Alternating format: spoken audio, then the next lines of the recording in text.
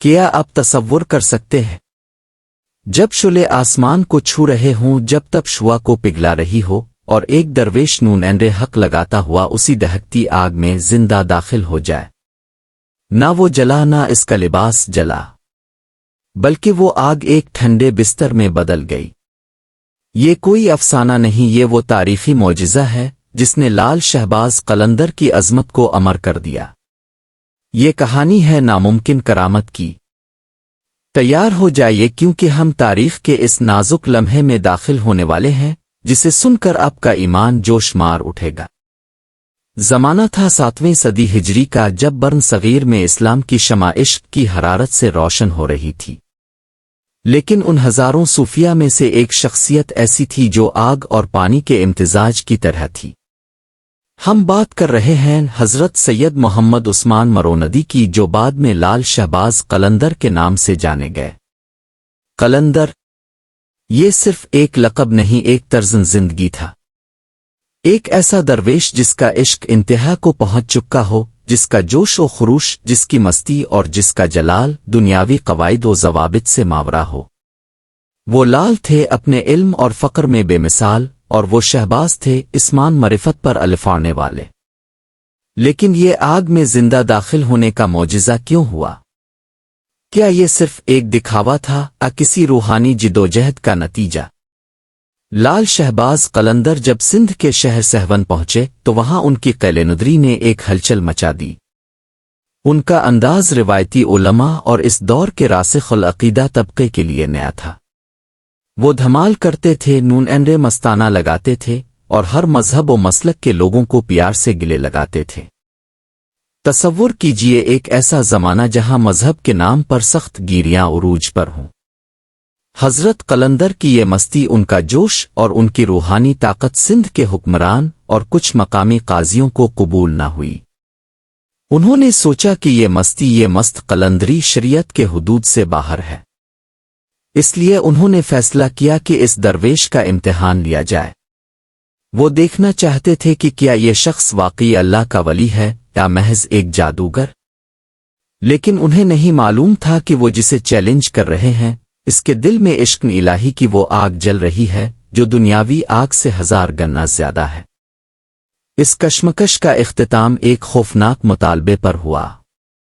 بعض تاریخی روایات بتاتی ہیں کہ سہون کے قریب ایک کلن بھٹی تھا جسے کسی خاص مذہبی رسم کے تحت پاک کرنا تھا۔ بعض روایات کے مطابق مقامی حاکم نے انہیں براہ راست چیلنج کیا کہ اگر تم سچے ہو تو ثابت کرو۔ چیلنج کیا تھا؟ ایک ایسی آگ جو اتنے عرصے سے دہک رہی تھی کہ اس کی لپٹیں دور سے لوگوں کے چہروں کو جھلسا رہی تھیں۔ وہ بھٹی لوہا پگھلا سکتی تھی، پتھر چٹخا سکتی تھی۔ خوف، دہشت اور دھوئیں کا ایک سمندر تھا جس میں جانے کا خیال بھی عام آدمی کو لرزا دے۔ حاکموں نے طنزیہ لہجے میں قلندر سے کہا، اے درویش، اگر تمہارا عشق سچا ہے، اگر تم حقیقت میں حق پر ہو، تو یہ آگ تمہارے لیے گلزار بن جائے گی۔ جاؤ اور اس میں داخل ہو جاؤ۔ میدان لگ چکا تھا۔ ایک طرف غرور، شک اور کفر کی طاقت، اور دوسری طرف ایک مسن خدا لال شہباز قلندر۔ ہر طرف خاموشی چھا گئی۔ عوام کا مجمع خوف اور حیرت کے مارے سانس لینا بھول گیا۔ انہیں لگا کہ آج تو ان کے پیارے درویش کی زندگی کی آخری گھڑی آ گئی ہے۔ لیکن لال کے چہرے پر خوف کا ایک ذرہ بھی نہیں تھا۔ وہاں صرف ایک ابدی سکون اور عشق کا جلال تھا۔ یہ وہ لمحہ تھا جہاں تاریخ اور کرامت آپس میں ملتے ہیں۔ قلندر کھڑے ہوئے۔ انہوں نے اپنے سرخ لباس کو ٹھیک کیا جو خود عشق کی آگ کی علامت تھا۔ ان کی آنکھوں میں وہ نور تھا جس کے سامنے کائنات کی کوئی بھی شے نہیں ٹھہر سکتی۔ انہوں نے اپنے حواس میں نہیں بلکہ اپنے روحانی وجہ میں ایک فلک شگاف نعرہ لگایا، نون اینڈے حیدری، علی، لال، اور پھر آہستہ آہستہ وہ اس دہکتے ہوئے بھٹی کے دروازے کی طرف بڑھنے لگے۔ یہ قدم انسان کے قدم نہیں تھے، یہ قدم توکل کے تھے، یقین کے تھے، جوش عشق کے تھے۔ جب وہ شعلوں کے قریب پہنچے تو ایک عجیب و غریب منظر دیکھنے کو ملا۔ آگ جو ابھی تک بے قابو تھی یکدم تھم گئی۔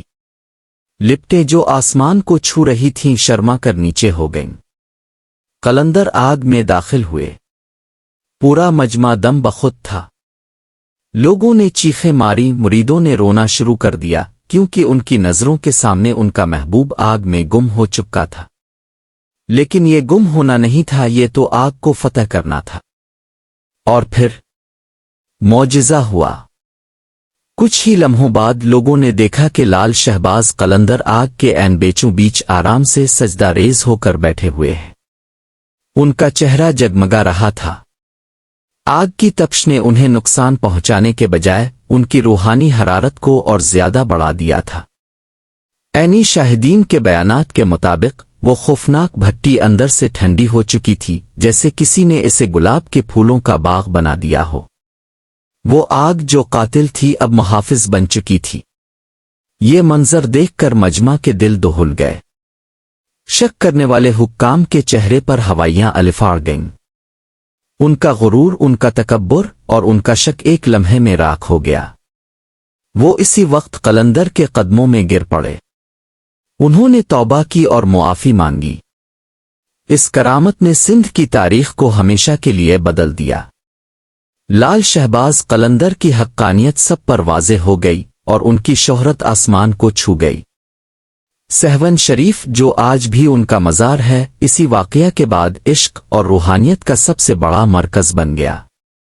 یہ آگ میں داخل ہونے کا عمل صرف ایک وقتی معجزہ نہیں تھا، یہ ایک روحانی پیغام تھا کہ اللہ کا ولی نہ تو فطری قوانین کا محتاج ہوتا ہے اور نہ ہی دنیاوی طاقتوں سے ڈرتا ہے۔ اور اسی عقیدت کا نتیجہ ہے کہ آج بھی سہون میں ڈھول کی تھاپ پر عشق کی دھمال ہوتی ہے اور عقیدت مند آگ پر چلنے کی رسم ادا کرتے ہیں۔ یہ سب اسی عظیم کرامت کی یاد دلاتا ہے۔ تو ہم اس کہانی سے کیا سیکھتے ہیں؟ یہ واقعہ ہمیں بتاتا ہے کہ اصل حرارت کسی لکڑی یا ایندھن میں نہیں ہوتی، اصل حرارت تو عشق الہی میں ہوتی ہے۔ جس کے دل میں خدا کا سچا عشق ہے، وہ دنیا کی ہر آگ، ہر امتحان اور ہر خوف کو اپنی محبت کی ٹھنڈک سے مٹا سکتا ہے۔ حضرت لال شہباز قلندر نے ہمیں سکھایا کہ جب آپ حق پر ہوتے ہیں تو قدرت بھی آپ کے سامنے سر جھکا دیتی ہے۔ یہ کرامت ناممکن کو ممکن بنانے کا ایک زندہ ثبوت ہے۔